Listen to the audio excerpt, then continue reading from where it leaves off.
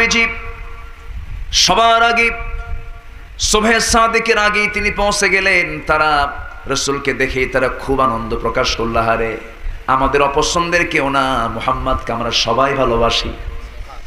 এমন সুন্দর চেহারা জীবনে আমরা এমন সুন্দর চেহারার মানুষকে দেখি নাই, এমন সুন্দর তার বাচন ভঙ্গি, এমন সুন্দর বাচন ভঙ্গির কোনো কথা আমরা ইতিপূর্বে কারো মুখ থেকে শুনি নাই। এবং বংশের দিক থেকেও শ্রেষ্ঠ, আমানতদারির থেকে শ্রেষ্ঠ, সব দিক থেকে ভালো মুহাম্মদ বিন আব্দুল্লাহ আমাদের উপযুক্ত হয়েছে, ভালো হয়েছে।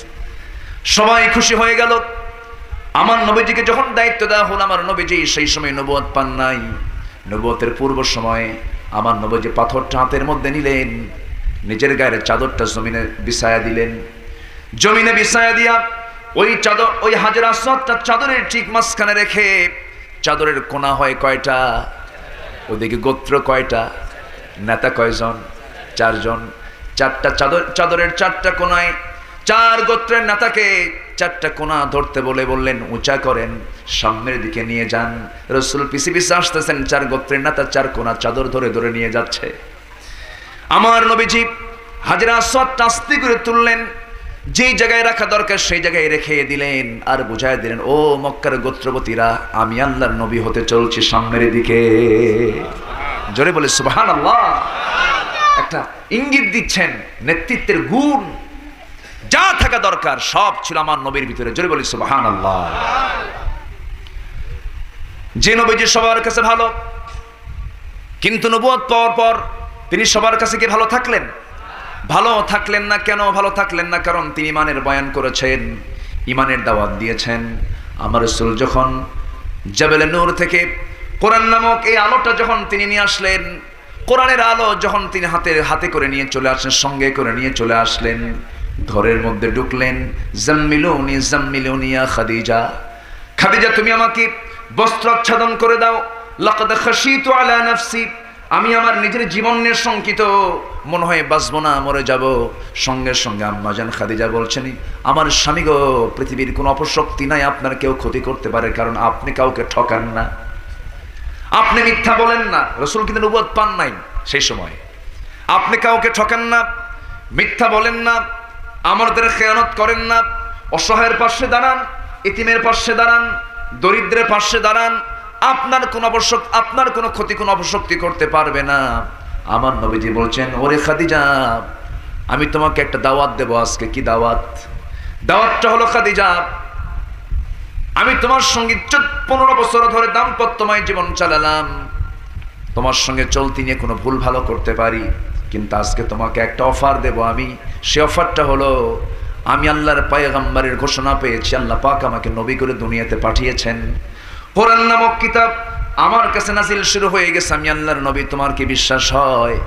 খাদিজা চোখের পানি মুছতে মুছতে বলছেন, আমার স্বামী গো, 15 বছর ধরে আমি আপনার সঙ্গে সময় কাটালাম, যার মুখ থেকে একটা বারের জন্য একটা কটু কথা বলতে শুনলাম না, যার মুখ থেকে একটা মিথ্যা কথা বের হতে দেখলাম না, যিনি একটা পয়সার আমানতের খেয়ানত করলেন না, যার প্রত্যেকটা কাজ, প্রত্যেকটা কথা মেপে মেপে হয়, আপনি যে আল্লাহর নবী হবেন এতে বিন্দু পরিমাণ কোনো সন্দেহ নাই। জোরে বলেন সুবহানাল্লাহ। বইয়ের কাছে ভালো থাকা কি সহজ না কঠিন? আস্তে আস্তে কয়, হ্যাঁ, ভালো করে বলেন, ভালো করে বলেন। বিশাল জামানার পিসাব, কিন্তু বইয়ের কাছে কোনো দাম নাই, ঠিক কি না? বইয়ের কাছে দাম নাই, কারণ বউ তো খুব কাছের মানুষ, বোঝে যে এটা কোন সিটার, ঠিক কি না? এটা কোন সিটার বউ ভালো জানে। কিন্তু আমার নবীর দাওয়াত আগে বাইরে না ভিতরে? বলেন বলেন, বাহিরে না ভিতরে? একটা বিষয় ক্লিয়ার হয়ে গেল, আমরা দাওয়াত দেব আগে বাইরে না ভিতরে। কু আনফুসাকুম ওয়া আহলিকুম নারা, নিজে বাঁচো, তোমার পরিবারকে জাহান্নাম থেকে বাঁচাও। এমনও স্বামী বাংলার জমিনে আছে যে তার বউকে কোনোদিন নামাজের কথা বলেই নাই, আছে না নাই? কোনোদিন বউকে নামাজের কথা বলেই নাই। এমন স্বামী বাংলার জমিন আছে না নাই?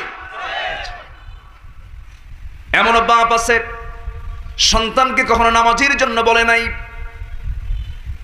এমনও মা আছে সন্তানকে কখনো, মেয়েকে কখনো পর্দার কথা বলে নাই, বোরকা পড়ো, এই জাতীয় কথাগুলো বলে নাই। কারণ ইসলাম সে নিজেও মানে না, পরিবারকেও সে দাওয়াত দিতে পারে না। এই জন্য আমরা আগে পরের ভালো চাই না নিজের ভালো চাই? নিজের ভালোটা চাই। আমার সন্তান জাহান্নামে যাক, আমার স্ত্রী জাহান্নামে যাক, আমার মা আমার বাবা জাহান্নামে যাক, এটা যদি না চাই আমরা সবার আগে আমরা দাওয়াত দেব বাইরে না ভিতরে? বাইরে না ভিতরে? এই যে মাহফিলে আসছে, যা কিছু শুনে যাব সবার আগে এগুলো ট্রিট করব, চিকিৎসা দেব বাড়ির ভিতরে আগে, বাড়িতে আগে বলে ফেলবো, দাওয়াতটা দিয়ে ফেলবো। কারণ কখন আমার মৃত্যু হবে কেউ আমরা বলতে পারবো না। চোখ বন্ধ করলে শেষ হয়ে যাব আমরা। আমার ভাইয়েরা, রাসূল বলেছেন তোমরা যখন সকাল পাবে সন্ধ্যার অপেক্ষা করবে না, সন্ধ্যা যখন পাবে তোমরা সকালের অপেক্ষা করবে না। ইযা আসবাহতা ফালা তানতাযিরিল মাসা ওয়া ইযা আমসাইতা ফালা তানতাযিরিস সাবাহ। সকাল পেয়েছো, ভাববে তোমার বিকেলে মরণ হয়ে যেতে পারে, বিকাল পেয়েছো, রাতটা নাও পার হতে পারে। এমন জীবন আমাদের, মরে যাব। গতকালকে শুনতে পেলাম শেরপুরের একজন অনেক পরিচিত মানুষ আব্দুল মান্নান, মির্জাপুরের, চেনেন না? শ্রমিক নেতা, বড় মাপের নেতা, ৮০ ঊর্ধ্ব বয়স। আমার কানে সংবাদ চলে এলো, আমাকে যখন দেখতেন বাবা সারা কথাই বলতেন না, সুন্দর ব্যবহার। তার ছোট ভাই ডাক্তার গোলাম রব্বানী, বড় একজন ডাক্তার ঢাকার, আমার সঙ্গে তার খুব গভীর সম্পর্ক। হঠাৎ করে কালকে নিউজ পেলাম তিনি আর দুনিয়াতে নাই। কয়েকদিন আগেই আমি গাড়িতে যাচ্ছিলাম, বললাম চাচা আপনি আমার গাড়িতে ওঠেন, গল্প করলাম, কেমন আছেন? খুব ভালো আছে, খুব সুস্থ আছি, ভালো আছি। গতকাল দুপুরে তার জানাজা হয়ে গেছে। আজকে রাত 10:30 11টা বাজে। আমার এই দেহ প্রাণ আছে, দেহের সতেজ ভাব আছে, মরে যাব। 24 ঘন্টা যাবে না, চামড়াগুলো গলে গলে যাবে। মাথার চুলের শ্যাম্পু দিলাম, মারা যাব আমি, মারা যাওয়ার 24 ঘন্টা যাবে না, চুলগুলো খসে খসে পড়বে। 3 দিন যাবে না, চামড়াগুলো পোকার পেটের খাবার হয়ে যাবে। মাত্র 7 দিন যাবে না, পেটের নাড়িভুড়িগুলো সব চোখ মুখ কান নাক দিয়ে বের হতে থাকবে। কিম্ভূত কিমাকার চেহারা হয়ে যাবে। সিগাল ঢুকবে কবরের ভিতরে, পোকা ঢুকবে কবরের ভিতরে। এই চেহারার, এই সম্পদের, এই নেতৃত্বের, এই দাম্ভিকতার কি এমন আমার বেনিফিট হবে? না না না, বেনিফিট হবে হলো একমাত্র আমি যদি আল্লাহর কাছে দামি হতে চাই, 1 নম্বর দাম পাবো আমরা সত্যিকারের যদি আমরা ঈমান টানতে পারি। ঈমান আনবো, জোরে বলি ইনশাআল্লাহ, আরো জোরে বলি ইনশাআল্লাহ। সেই ঈমানটা হবে ভেজাল না নির্ভেজাল? সুদ মুক্ত ঈমান। কি মুক্ত? জিনা মুক্ত ঈমান, সুদ মুক্ত ঈমান, মদ্যপান মুক্ত ঈমান, নেশা মুক্ত ঈমান। আমার দেশের মানুষ অধিকাংশই নেশা মুক্ত না নেশা যুক্ত? বলেন বলেন। নেশা যুক্ত। সবাই কম বেশি নেশার সাথে আছে। এমন লোক আছে দিনে 500 টাকার সিগারেট খায়, স্মোক করে, আছে না নাই? বিড়ি খাওয়ার দোয়া আছে? কর। মানুষ পানি খায়, পানি পান করে বাম হাতে, আর বিড়ি খায়? আমি লক্ষ্য করি তো মাঝে মাঝে। পানি খেতে হয় কোন হাতে? বলেন কোন হাতে? পানি খায় বাম হাতে, আর বিড়ি খায়? বিড়ি খায় ম্যাক্সিমাম দেখবেন আপনারা যারা বিড়ি খোর তারা সব কোন হাতে খায়? ডান হাতে। খুব বরকত তো। রাগ করতেছেন? রাগ করতেছেন আপনারা? সকল নেশা হারাম। সকল নেশা কি? একজন প্রশ্ন করতেছে, হুজুর একটা প্রশ্ন, কি বিড়ি খাওয়া কি জায়েজ? মানে উনি জায়েজের চেষ্টায় আছেন। দা মা ইউরবিক ওয়া ইলা মা লা ইউরবিক, যা তোমাকে সন্দেহের মধ্যে ফেলে দাও তা তুমি ছেড়ে দাও। কোনো গুনাহই ছোট না, কোনো নেশা করবো না আমরা। জোরে বলি ইনশাআল্লাহ। আমার মুখে কার জিকির? আসতে বলবেন না, কার জিকির? মার পেটে যখন ছিলাম 9 মাস 10 মাস, আমার মুখে, ওই পেটের ভিতরে যে আমি ছিলাম, আমার মুখে কোনো খাবার ঢুকেছে? না। কেন ঢোকে নাই? মার পেটে যে খাবারটা ছিল সেটা দুনিয়ার মতো খাবার না। সেই খাবার হচ্ছে মার মাসিক অসুখ বন্ধ করে মার দেহে রক্ত আমার দেহে ঢুকেছে। ওই জাতীয় খাবার আল্লাহ পছন্দ করেন নাই বান্দা তোকে মুখে দিয়ে খাওয়াই না। কারণ তুই আমার নামের জিকির করবি এই জিহ্বা দিয়া, মুখ দিয়া, এই মুখে ওই সমস্ত খাবার খাওয়াবো না। জোরে বলি সুবহানাল্লাহ। এই মুখটা আমরা পরিষ্কার রাখবো। জোরে বলি ইনশাআল্লাহ। আমার নবীজি কখনো কোনো বাজে কোনো খাবার তিনি মুখে নেন নাই, হারাম কোনো জিনিস তিনি মুখে নেন নাই, হারাম কোনো নেশা শুধু আমার নবী না কোন নবী নেন নাই। কিন্তু আমার দেশের বিড়ি খাওয়ার চিত্র দেখে মনে হয় সুন্নতে আদম, ঠিক আছে না? এত টানাটান। পান খান, ঠিক আছে না? পান খেতে কোনো আপত্তি নাই, পান খান আপনি, আমি পান খেতে বাধা দেব না। পান হলো কি বলে একটা গাছের পাতা, রস, এবং মেডিকেল বলে এই পানের রসের ভিতরে তার স্টমাকের উপকার আছে, ভালো, মানে পানটা কিছু চাবা খেতে পারেন, বমি বমি ভাবটা চলে যাবে। কিন্তু পানের সাথে আবার হাকিমপুরি রহমতুল্লাহ আলাইহি কেন?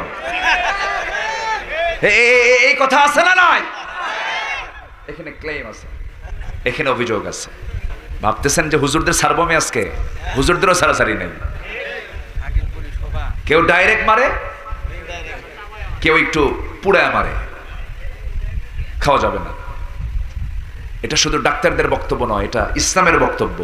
ইমানদার কখনো কোনো নেশার কাছে যাবে না, নেশার কাছে হারবে না। ইমানদার নেশামুক্ত থাকবে ইনশাআল্লাহ বলি, ঠিক আছে? রাত 1টার দিকে উঠে পান খায়, আছে না? ঘুম থেকে উঠে এত পান খায়, 50 খিলি 100 খিলি, মানে আল্লাহ পাঠাইছি পান খাওয়ার জন্য, আছে না? এরকম আছে না? অথচ আমার নবীজি যখন হাসতেন, মৃত্যুর শেষ দিন, শেষ মুহূর্ত, আমার নবীজি যখন মারা যাবেন, আম্মা জান আয়েশা বর্ণিত হাদিস, আম্মা জান আয়েশা বলেন রাসূলের দাঁত আমি দেখছিলাম মুক্তোর দানার মতো ঝিলিক মারতেছে। জোরে বলে সুবহানাল্লাহ। কত বছরে? 63 বছর। কত বছর বলেন?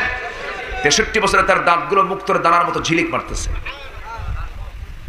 আমার নবীজির পকেটে 3টা জিনিস থাকতো, মুস্তুন, চিরুনি, সেওয়াক, মেসোয়াক, আরেকটা হলো সুগন্ধি থাকতো, আতর থাকতো সর্বক্ষণ। আতরটা ডান হাতের তালুতে ঢালতেন, 2 হাত দিয়ে আতরটাকে গোটা হাত ভরায় ফেলতেন, মাথা থেকে পা পর্যন্ত তিনি আতরের সুগন্ধি লাগাতেন। কোন শিশুর মাথায় যখন হাত লাগাতেন গোটা শরীর তার সুগন্ধে ভরপুর হয়ে যেত। আর সেই নবীর উম্মতরা গাজার গন্ধে কাছে যাওয়া যায় না, আসতে বলবেন না, আছে না নাই? আমার নবীজি চুল তার বড় ছিল, ঝাঁকড়া চুল ছিল, মসজিদি করে 2 দিকে ছেড়ে দিতেন। আম্মা জান আয়েশা বলেন রাসূলের চুলকে আমি কখনো এলোমেলো পাই নাই, সুন্দর করে সিঁথি দিয়ে রাখতেন, মাথায় বেশি পরিমাণ তেল দিতেন। মেডিকেল সায়েন্স বলে মাথায় তেল দিলে ব্রেন সুস্থ থাকে, ভালো থাকে। নবীজি এত পরিমাণ তেল দিতেন, চিপ দিয়ে তেলগুলো গড়ে গড়ে আসতো, এত পরিমাণ তিনি তেল লাগাতেন। চুল তার ঝাঁকড়ানো ছিল, মাঝখানে তিনি সিঁথি করতেন, পকেটে চিরুনি থাকতো। রাসূল বলেছেন মোচটাকে ছোট করো, কাসতুশ শারিব ওয়াফুল লিহয়া, দাড়িকে লম্বা করে ফেলো, মোচটাকে ছোট করে ফেলো, কারণ এটা তোমার জন্য ভালো হবে, সুন্নত আদায় হবে, এরপরে তুমি সুস্থ থাকতে পারবে। যারা দাড়ি শেভ করবে চোখের সমস্যা হবে, স্কিন ক্যান্সার হয়ে যাবে। যারা মহিলা হয়ে যারা বুড়ো প্ল্যাক করবে তাদের চোখের জ্যোতি নষ্ট হয়ে যাবে। যারা নারী হয়ে যারা ভ্রু প্লাগের পাশাপাশি ইসলামটাকে না মেনে যারা অনিসনেহ পোশাকগুলো পরবে তারা বিভিন্ন রোগে আক্রান্ত হয়ে যাবে। জরিপ করে দেখা যায় গোটা পৃথিবীতে সবচেয়ে সুন্দরী নারী হলো যারা পর্দার ভিতরে থাকে। বলি আলহামদুলিল্লাহ। মায়েরা কি আসছে মাহফিল আজকে? বলি আলহামদুলিল্লাহ। এই জন্য একটা হালকা একটু ইঙ্গিত দিচ্ছি, হয়তো মায়েরা ভাবতেছে হুজুর তো আমাদের লাইনে আসেই না। আসবো, কথা বলবো আজকে তৃপ্তি ভরে। আমাকে সময় দেবেন তো আপনারা? ইনশাআল্লাহ। জোরে বলি ইনশাআল্লাহ। 63 বছরের দাঁতটা চকচকাতার। আম্মাজান বলেন, আয়েশা সিদ্দিকা বলেন, আমার নবী যখন মারা যান তখন তার বয়স 18 বছর। কত বছর বলেন? কত বছর? 18 বছর। আবার আম্মাজান খাদিজা যখন তিনি দুনিয়া থেকে মারা যান তখন নবীর বয়স মাত্র 55 বছর। কি বলে 40। আমার নবীর বয়স 25 বছর, আম্মাজান খাদিজার বয়স তখন 40 বছর। কত বছরের ডিফারেন্স বলেন? 15 বছরের ডিফারেন্স।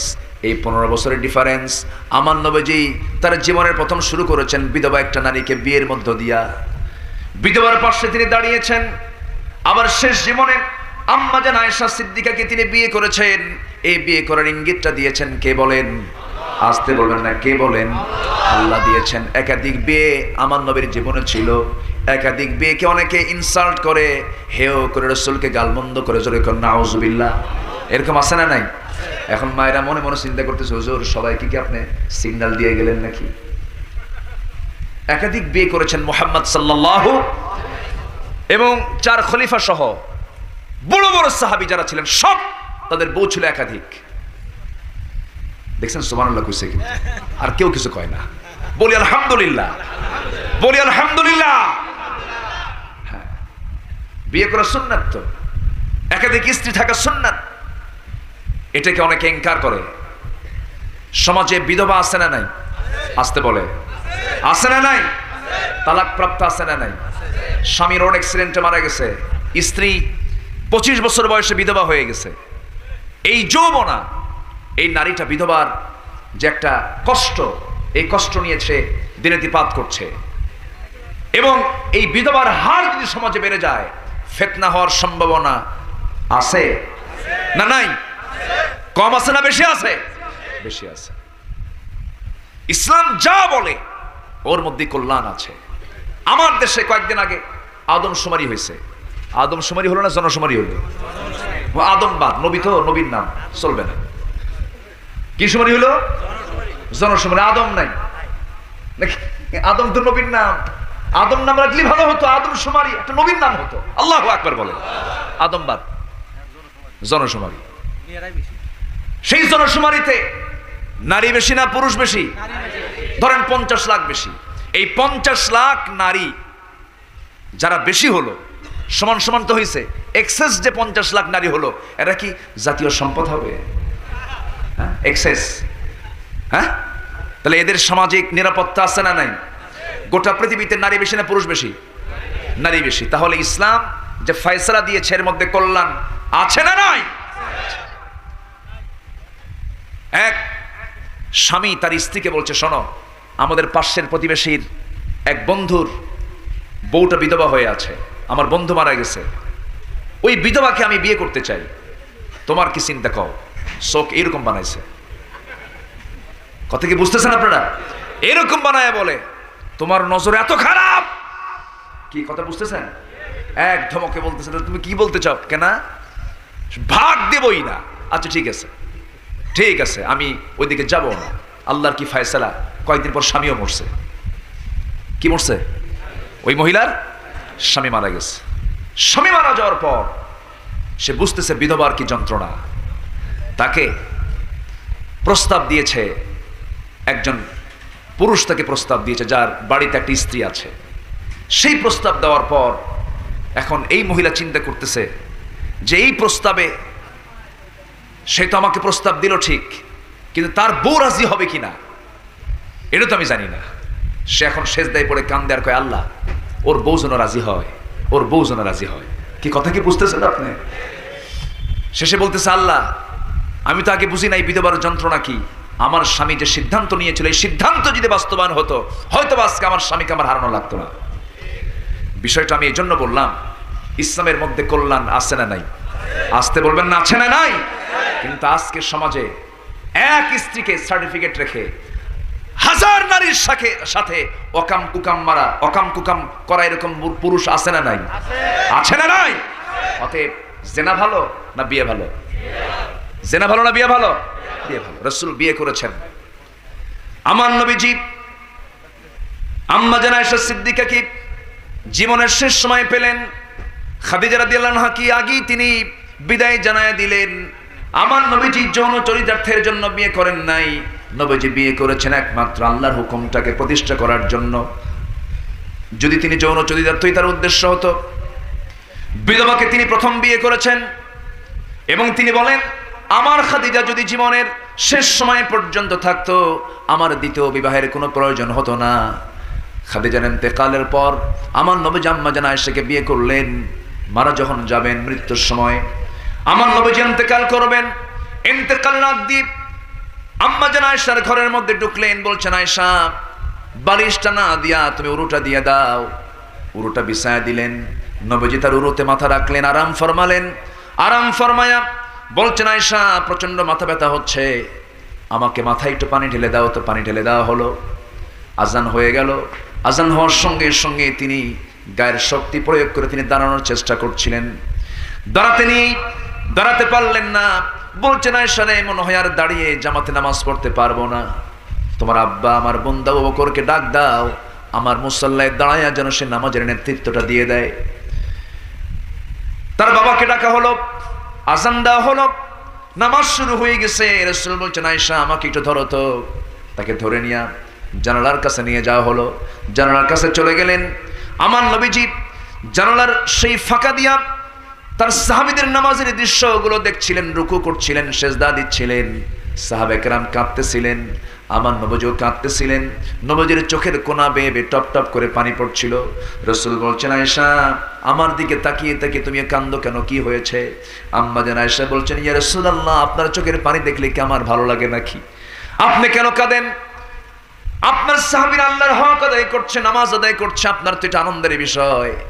আমার নবীজি বলছেন আয়েশা আমার চোখের যে পানি দেখতেছো এই চোখের পানি আমার দুঃখের চোখের পানি নয়, এটা আমার চরম আনন্দের চোখের পানি। এই যে নামাজ আমার সাহাবীরা আজকে কাতারে কাতারে জামাতে জামাতে নামাজ আদায় করতেছে, এই নামাজ কায়েমের আন্দোলন করতে গিয়া আমাকে গালি শুনতে হয়েছে, আমাকে জেল খাটতে হয়েছে, আমাকে দেশ ছাড়তে হয়েছে, আমাকে দান শহীদ করতে হয়েছে। সেই নামাজ আজকে রাষ্ট্রীয় পর্যায়ে কায়েম হয়েছে, এটা আমার চরম আনন্দের কান্না। আমার নবীজি এরপরে বলছেন আয়েশা মুখটা কেমন যেন দুর্গন্ধ মনে হচ্ছে, মুখে কেমন যেন গন্ধ গন্ধ মনে হয়। আমার পকেটে কোনো মেসওয়াক নাই, মেসওয়াক তো আমি সবসময়ের জন্য রাখি, একটা মেসওয়াক এনে দাও তো। আম্মা জান আয়েশা উঠতে পারেন না। বুখারী শরীফের হাদিস এসেছে সেই সময় তিনি করলেন কি, তার বড় ভাই আব্দুর রহমানকে ডাক দিয়ে বলছেন ভাই আব্দুর রহমান একটা মেসওয়াক এনে দাও। একটা মেসওয়াক এনে দেওয়া হলো। মেসওয়াকের আগাটা শক্ত, আম্মা জান আয়েশা শক্ততাতে চাবায় চাবায় নরম করে দিলেন। নরম করে দিয়া থুতু যুক্ত সেই মেসওয়াকটা আমার নবীর হাতে যখন দেওয়া হলো, নবীজি একটা মুচকি হাসি মারলেন। আম্মা জান আয়েশা বলেন এমন সুন্দর মুচকি হাসি যেন আকাশের চাঁদের ঝিলিক মারতেছে তার দাঁতের ভিতরে। আমার নবীজি মুচকি একটা হাসি মেরে মেসওয়াকটা নিয়ে তিনি আগে মেসওয়াক না করে দাঁত পরিষ্কার না করে তিনি চুষে চুষে তার থুতুগুলো পান করছিলেন। আম্মা জান আয়েশা বলেন ইয়া রাসূলুল্লাহ থুতুগুলো আপনি পান করছেন কেন? তিনি বলছেন আয়েশা রে আমার তো জীবনের শেষ সময় পার করতে যাচ্ছে, যে কোনো সময় মারা যাব, অন্তত তোমাকে একটু সন্তুষ্ট করার চেষ্টা করছি।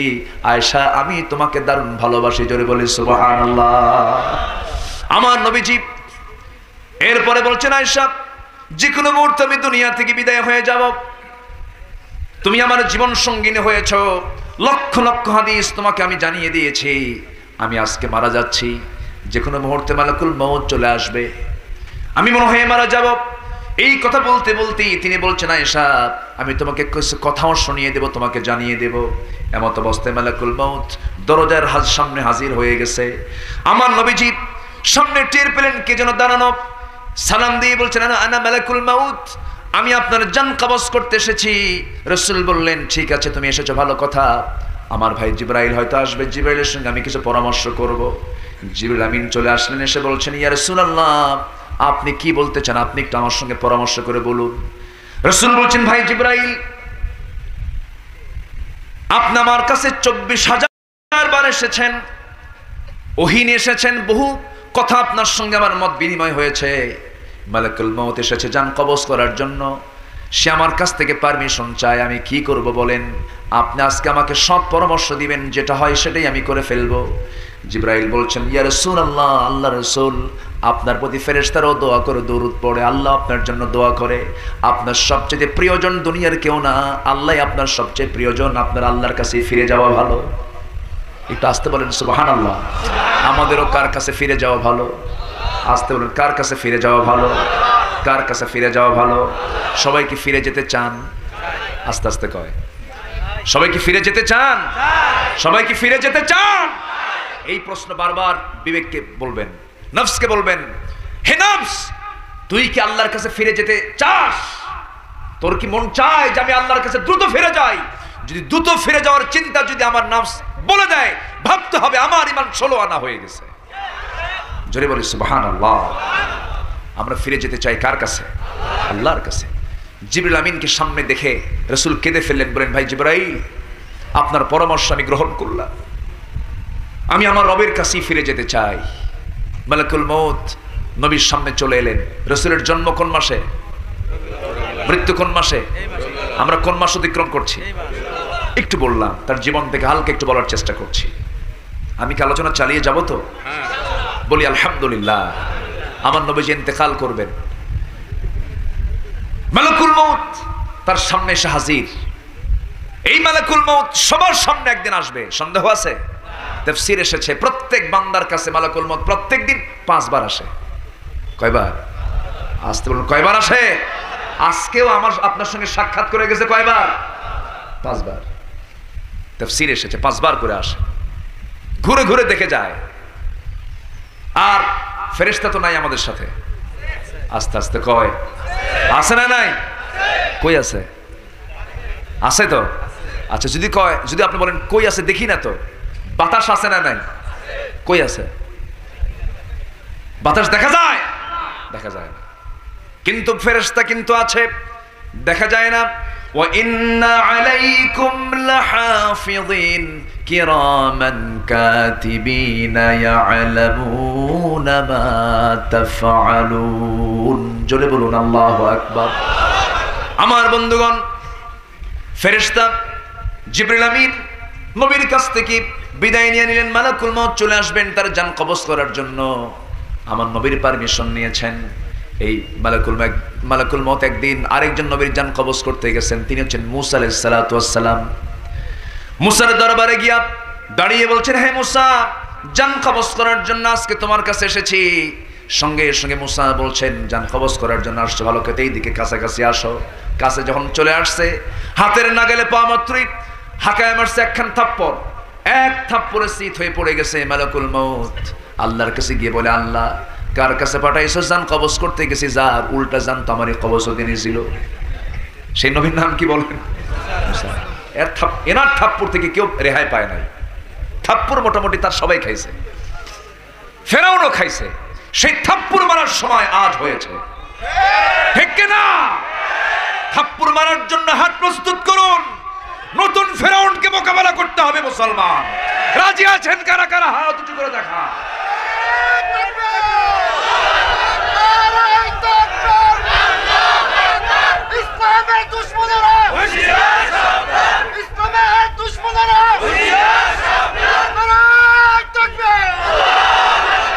আল্লাহ কবুল করুন, জোরে বলি আমিন।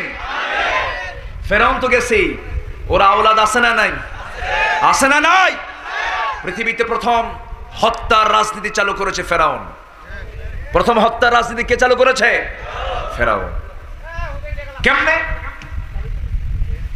এট এ টাইম সে 40,000 শিশুকে হত্যা করেছে। শিশুকে, নবজাতক, মার পেট থেকে ছেলে হয়েছে। ইউসাব্বিহুনা আবনাআকুম, আছে না? এখানে হাফেজে কোরআন তো আছে। ইউসাব্বিহুনা আবনাআকুম ওয়া ইস্তাহয়ুনা নিসাআকুম। ছেলে সন্তানগুলোকে জব করেছে। কেন? মুসার জন্ম ঠেকাতে হবে। আল্লাহ বললেন, ফেরাউন, হত্যার রাজনীতি শুরু করলি, যত গুনাহ তোর আওলাদরা করবে, মানে কি, হত্যা রাজনীতি যারা করবে, সব গুনার একটা ভাগ তোর কপালে আসবে, ঠিক কিনা? 40,000 শিশুকে হত্যা করার পরেও সে মুসার জন্ম কি ঠেকাতে পারছে? কে পাঠাইছেন? আসতে বলবেন না, কে পাঠাইছেন? সে আল্লাহ তো নাই। আসতে বলবেন না, আছে না নাই? ইব্রাহিম আলাইহিস সালাতু ওয়াস সালামকে আগুন থেকে বাঁচিয়েছেন কে? মুসা আলাইহিস সালাতু ওয়াস সালামকে উত্তাল খরস্রোতার দরিয়া পার করিয়ে দিয়েছেন কে? সে আল্লাহ নাই? আছেন না নাই? হতাশার কোনো কারণ নাই, সাহায্য আসবে। শর্ত হলো 1 নাম্বার, ঈমান সলিড। ঈমান কি? সুদ মার্কা, ঘুষ মার্কা, জেনা, ব্যভিচার, মদের বোতল, এগুলো থেকে মুক্ত হয়ে নির্ভেজাল ঈমান আমরা আনবো। জোরে বলি ইনশাআল্লাহ। ফেরাউন কি প্ল্যান করলো? সেই প্ল্যানে শেষ পর্যন্ত টিকতে পারলো না, হলো না। আমি কি দোয়া করে দেব নাকি? যে লোকগুলো ওঠে কেন, কি সমস্যা কি? এই 2-1 করে যে ওঠে, হ্যাঁ, জরুরত না, জরুরত তো হলে তো সমস্যা। একটু বসেন না, একটু বসেন। খুব চাপ হলে একটু নখটা উঁচা করবেন। 1 নাম্বার 2 নাম্বার বলবেন, দয়া করে কেউ 3 নাম্বার বলবেন না। 3 নাম্বার মানে কিন্তু বিড়ি খাওয়া। বিড়ি খাওয়ার নেশাও কিন্তু কম না, মারাত্মক। একটু বসেন না, আর একটু সময় আমি চাচ্ছি আপনাদের কাছ থেকে, এখানে শুধু আপনি শুনছেন না, আমার কথাগুলো কিন্তু এই মিডিয়ার মধ্য দিয়ে আগামীকালকে কোটি মানুষের মাঝে চলে যাবে। এজন্য আমাকে সেই রকম চিন্তা মাথায় নিয়ে কথাগুলো বলতে হয়। এবং আমার এই 22-23 বছরের আলোচনার জীবনে আমি কখনো কোনো আলোচনায় কোরআন এবং হাদিস সামনে না নিয়ে আমি কথা বলিনি। যারা আমার আলোচনা শুনেছেন, আমার আলোচনার ভিতরে আয়াত থাকে, হাদিস রাখার চেষ্টা করি, কারণ সবচেয়ে শ্রেষ্ঠ কথা কার কথা? শ্রেষ্ঠ আয়াত কার আয়াত?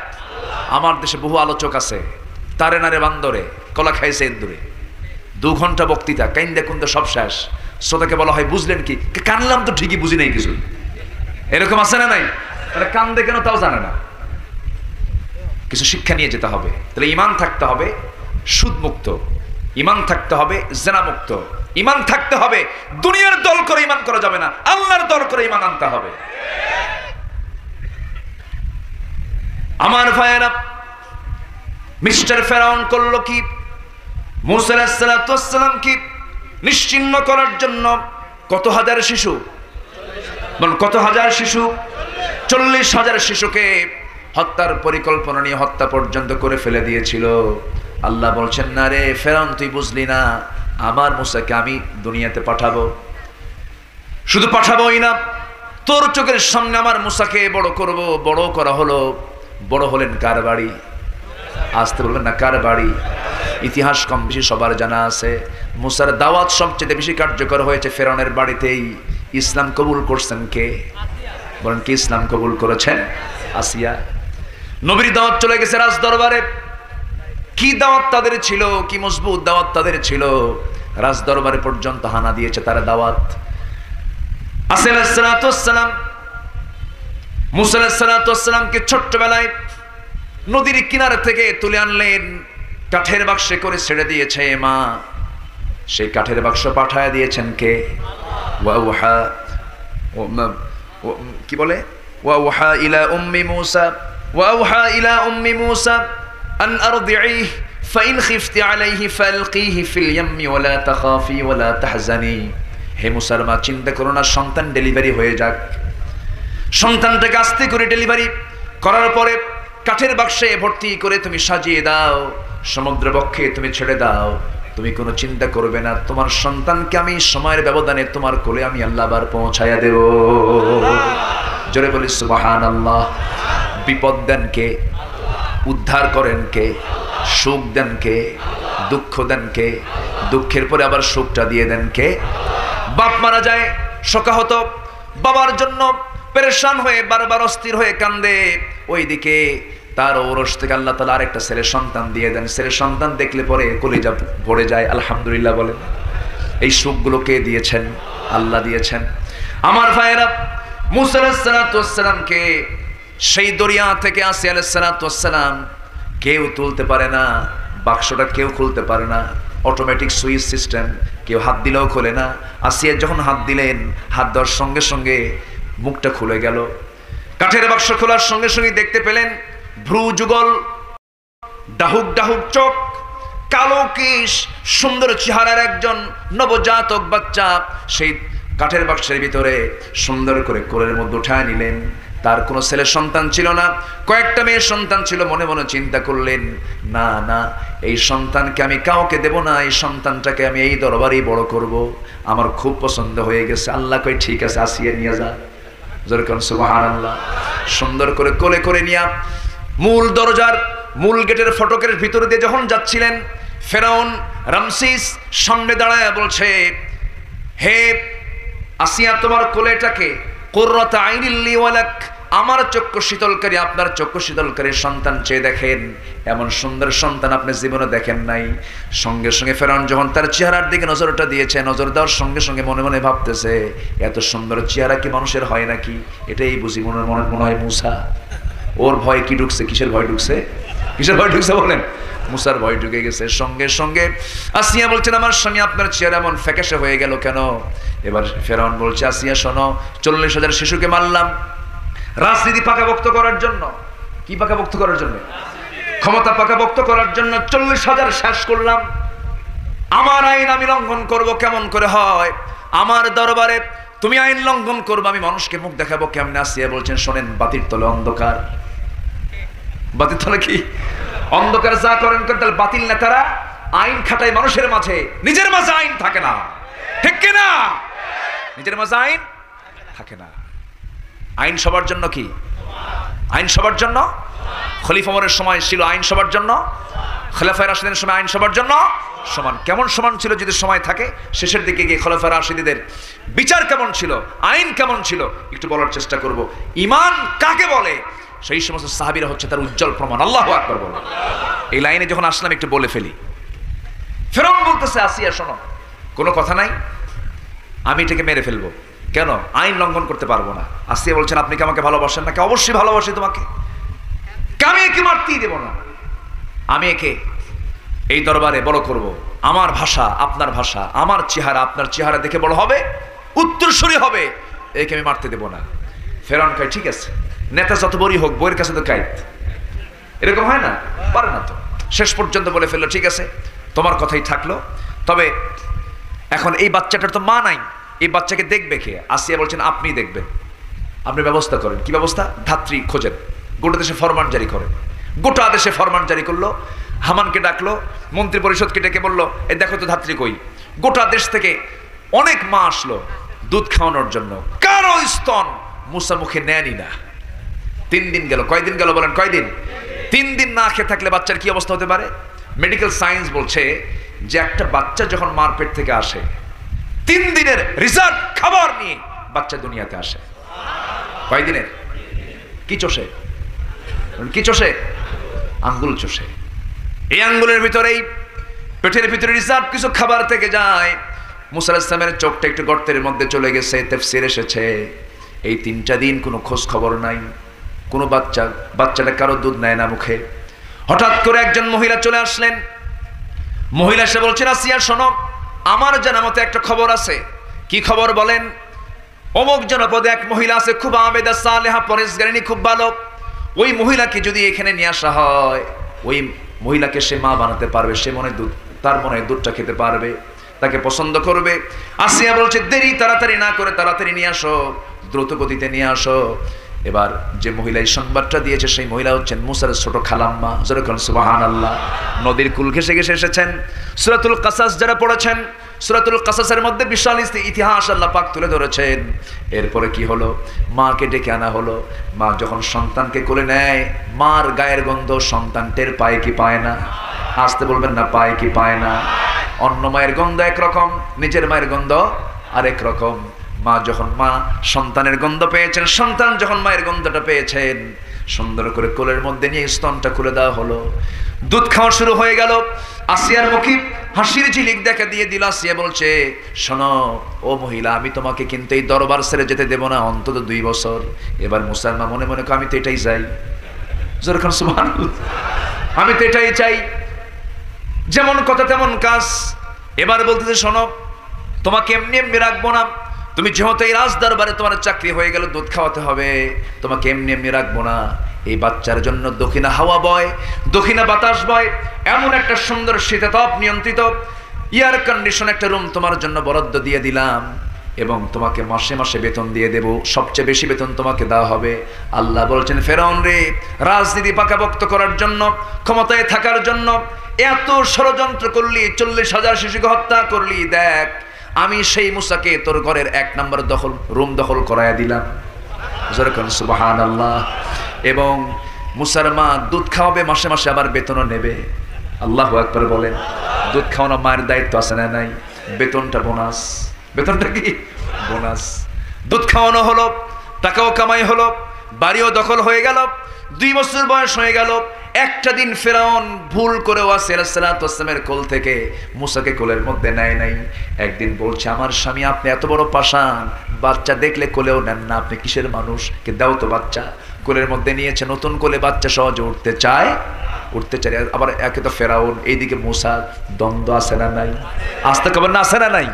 Negative positive, negative positive. Negative যখন পজিটিভে চলে গেছে, মুসা হচ্ছেন পজিটিভ। মুসা কি? পজিটিভে যখন নেগেটিভ লাগতে চায় কি হয়? ফায়ার হয়, বিকর্ষণ হয়, ধাক্কা লাগি। কিন্তু ফেরাউন করলো কি, জোর করি স্বৈরাচারী কায়দায়।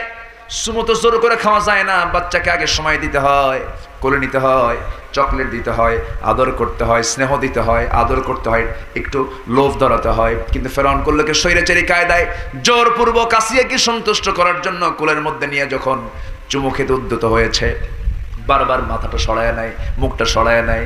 সঙ্গে সঙ্গে মুসার কাছে মেজাজ খারাপ হইয়া, প্রথম মেজাজ প্রকাশ পায় কয় বছরে? বলেন কয় বছরে? 2 বছরে।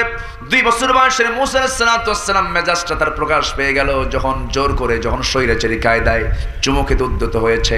ডান হাতটা আস্তে করে বের করে প্রাস করে একটা থাপ্পড় মারছে গাল বরাবর। থাপ্পড় খায়া ফেরাউন বলছে, আসিয়া তাড়াতাড়ি আসো, সন্তান কোলে নাও। এমন থাপ্পড় আমার জীবনে আর কপালে জোটে নাই। কি কথা কি বুঝতেছেন? এমন থাপ্পড় তো আমার কপালে জোটে নাই। কি থাপ্পড় হাঁকালো! আমি নিশ্চিত এটা আল্লাহর নবী হবে, এটাই মুসা হবে। এবার বলতেছে, আমার স্বামী আপনার কি মাথা খারাপ নাকি? সব জায়গায় মুসা করে বেড়ায়। আমার ভাইরা, অসম্ভবকে সম্ভব করতে পারেন কে? আসতে বলবেন না কে? কার ঘরে কে পয়দা হয় একমাত্র কে জানেন? আসতে বলবেন না কে জানেন? কুফুরের আস্থা করে ইমানের ফুটন্ত গোলাপ জন্ম নিয়েছে, এমন ঘটনা আছে না নাই? আবু জেহেল ইমানের একটা আস্থা কোর। আবু জেহেল হচ্ছে একটা জঘন্য, সেই জঘন্য ঔরস থেকে এসেছে। ইকরামা বিন আবু জেহেল একজন বড় সাহাবী, যার হাতে মুসাইলামাতুল কাজ্জাব দুনিয়া থেকে বিদায় নিয়েছে। একজন সাহাবী, আল্লাহু আকবার বলেন। একজন কাফের আবু জেহেল, জঘন্য।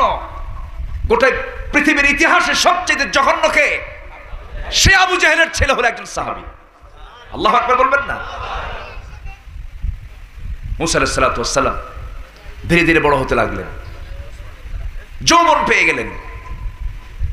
ওনার ভিতরে একটা রাগ বেশি ছিল। সে রাগের একটা বহিঃপ্রকাশ আবার ঘটলো নবুয়তের রাগ দিয়ে। 25 কি 26 বছর বয়স। তাফসীর এসেছে ওনার কাছে এসে এক কিপ্তি ফেরাউনের গোত্রের একটা লোক এসে মাতব্বরি করতেছে, আমার এটা ভুল না, এটা আমার ঠিক। মুসা বলছেন, তুমি এটা ঠিক করো না, এটা তোমার ভুল। না আমার ঠিক, না ভুল, না ঠিক, না ভুল। হাত গেছে সামনের দিকে, মারছেন এক থাপ্পড় মারো, সারা ডেড বডি মরে গেছে। মরে যাওয়ার সঙ্গে সঙ্গে এখন বলতেছে, আল্লাহ দোষ কিন্তু আমার না। আল্লাহু আকবার বলবেন না? যারা বলে আল্লাহু আকবার, দোষ কিন্তু আমার না। কে দোষ কার? আমি তো ওকে মারার নিয়তে মারি নাই, শাসন করার নিয়তে মারছি। মারছো তুমি আল্লাহ নিজে। জোরে কোন সুবহানাল্লাহ, জোরে বলে সুবহানাল্লাহ। কিন্তু বলা হলো না, মুসা তুমি এখানে থাকতে পারবা না, হত্যার হুলিয়া জারি হয়ে গেছে। নবীর বিরুদ্ধে ফাঁসির অর্ডার। নবীর বিরুদ্ধে কিসের অর্ডার? ফাঁসির অর্ডার। তাহলে নবীরা কিসের অর্ডার খাইছে? বলেন কিসের অর্ডার খাইছে? ফাঁসির। হত্যার হুকুম জারি হয়েছে আমার নবীর শানে। রাসূল মক্কা ছাড়লেন যেদিন, হিজরতের রাতের আগের রাতে দারুন নাদওয়ার সংসদীয় পার্লামেন্টে আবু জেহেল আইন পাশ করেছে, মুহাম্মাদের কল্লা তোমরা কেটে আনো। জোরে করে নাউযুবিল্লাহ। কেন কেন কেন?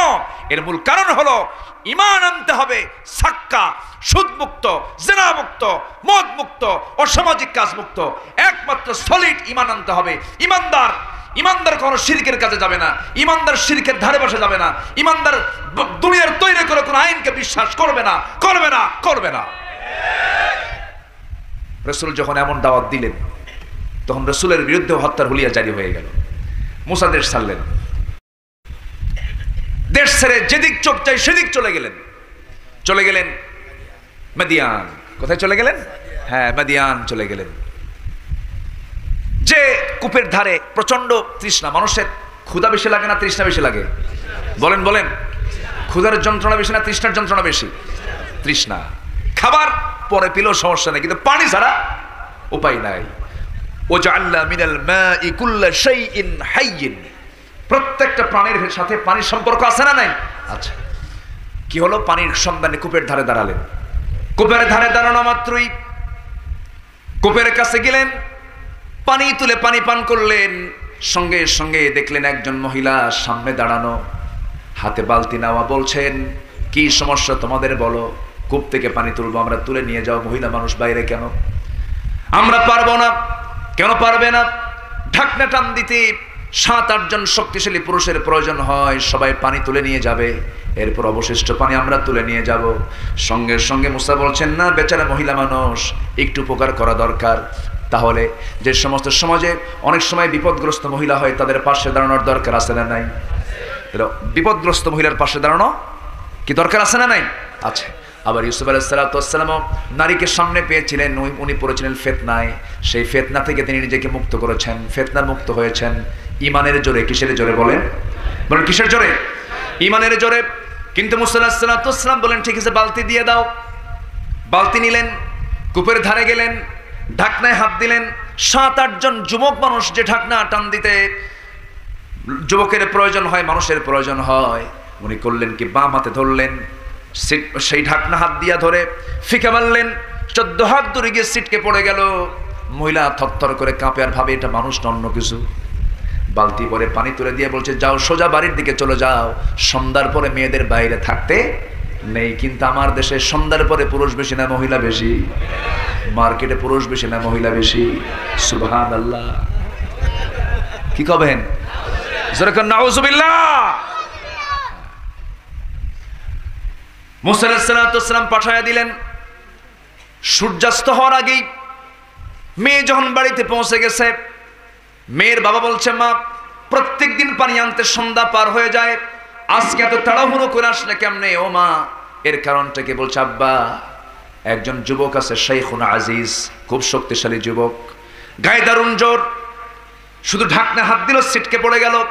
বৃদ্ধ পিতা বলতেছেন আমার কলিজার টুকরা মেয়ে, তুমি আমার বড় মেয়ে, আগামীকালকে তুমি যাবে, আমার সালামটা জানায় বলবে আমি তাকে দাওয়াত দিলাম সে যেন আমার বাড়িতে চলে আসে। পরের দিন গিয়ে সালাম দিয়ে বলছেন ও যুবক তোমাকে আমার আব্বা সালাম দিয়েছেন, আবিনা শাইখুন কাবীর, আমার বাপ খুব বুড়া মানুষ, চোখে কম দেখে, চামড়াগুলো কুঁচকে গেছে, দাওয়াত দিয়েছেন তিনি, আপনি কি আমাদের বাড়িতে যাবেন নাকি? মুসা মনে মনে চিন্তা করতেছে আমি তো ফেরারি হয়ে গেছি, দেশ থেকে পালায়ে চলে আসছি, হিজরত করে আসছি, আমি তো একটা শেল্টার দরকার, পরিচিত একটা বাড়ি দরকার। তিনি মনে মনে চিন্তা করেন ভালোই হলো। এবার বলছেন মহিলা আমি তো তোমাদের বাড়িতে যাব, কিন্তু কেমনে যাব, বাড়ি তো চিনি না। এবার মহিলা বলতেছে আপনি কোনো চিন্তাই করবেন না, আমি সামনে সামনে যাব, আপনি আমার পিছে পিছে আসবেন, সামনে সামনে চলবো আমি, আমাকে ফলো করে আমার বাড়ির দিকে চলে আসবেন, আপনার চিনতে কোনো কষ্ট হবে না। মুসার চোখ গেছে বড় হয়া, এত বড় চোখ বানায় বলতেছে এই মহিলা তুই কি কইলি আমারে? কথা বোঝেন নাই? তুই আমারে কি কইলি? তুই সামনে থাকবি আর আমি পিছে পিছে থাকবো? অসম্ভব ব্যাপার, তুই আমার সামনে থাকতে পারবি না, কারণ তুই আমার সামনে থাকলে তোর দিকে আমার নজর চলে যাবে, আমার চোখের গুনাহ হবে, অতএব আমি সামনে যাব, তুই পিছে আয়। এই দেশের 18 কোটি মুসলমান আজকে পুরুষের পিছে না মহিলার পিছে? ভালো করে কন, পুরুষের পিছে না মহিলার পিছে? বলে আসতে কন, মহিলার পিছে না পুরুষের পিছে? বাংলাদেশের একটা মসজিদ কি খুঁজে পাবেন কোথাও কি ইমাম মহিলা আছে? বলেন ইমাম মহিলা আছে? নামাজ পড়াবে কে? বলেন নামাজ পড়াবে কে? নারী না পুরুষ? পৃথিবীর সমস্ত আম্বিয়া কেরাম সবাই ছিলেন, নবীরা ছিলেন, সবাই নারী না পুরুষ? পুরুষ। মুসা বলছেন তুমি আমার পিছে আসো, আমি সামনে যাব, কিন্তু আমার সঙ্গে যাওয়ার সময় আরো 2টা শর্ত, কোনো কথা বলা যাবে না, প্রয়োজনীয় কথা ছাড়া কোনো নিক্ষণ সুরে কোনো কথা বলা যাবে না। আমি যখন ভুল করব শুধু বলবেন আপনি ডানে যান, বামে যান, ডান বাম এই 2 শব্দ ছাড়া কোনো উচ্চারণ অন্য কোনো শব্দ বলা যাবে না। এবার মহিলা মনে মনে চিন্তা করে গতকালকে দেখলাম শক্তিশালী যুবক, আজকে দেখি চরিত্রবান যুবক, সে থাকে না, খুব সুন্দর চরিত্র। চলে গেছেন বাড়িতে, বৃদ্ধ লোকের সঙ্গে দেখা হয়ে গেল। বৃদ্ধ লোকটা দেখি বলতেছি হে যুবক, তোমাকে আমি সম্বোধন জানিয়েছি, সালাম জানিয়েছি, তুমি এসেছো আলহামদুলিল্লাহ, তবে যুবক তোমার নাম কিন্তু মুসা। এই কথা শোনার সঙ্গে সঙ্গে থমকে দাঁড়ালেন, জীবনে কথা হলো না, দেখা হলো না, আমার নামটা এই লোকটা জানলো কেমনে? ফেরাউনের লোক নাকি? কি কথা কি বুঝতেছেন আপনারা? চিন্তা একটা আছে না নাই?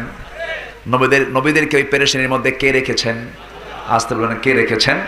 আল্লাহ রেখেছেন। বিশাল বড় পেরেশানি।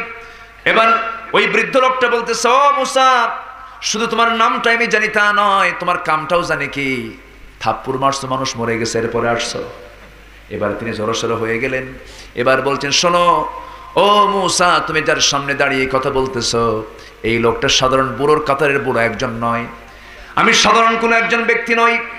তুমি যে শহরে এসেছো, যে জনপদে এসেছো, এই মাদিয়ান নামক জনপদের আমি হলাম আল্লাহর পয়গম্বর, আল্লাহ তাআলা আমাকে নবী করে পাঠিয়েছেন। ওয়া ইলা মাদিয়ানা আখাহুম শুআইবা, আমি হলাম শুআইব আলাইহিস সালাতু ওয়াস সালাম। মুসা খুব খুশি হয়ে গেলেন, হাতটা আগায় জড়ায়া ধরে আলিঙ্গন করে বলছেন আমার জীবন ধন্য হলো, নবীর সঙ্গে সাক্ষাৎ হলো। সেই সময় মুসা আলাইহিস সালাম নবী হয়েছেন নাকি?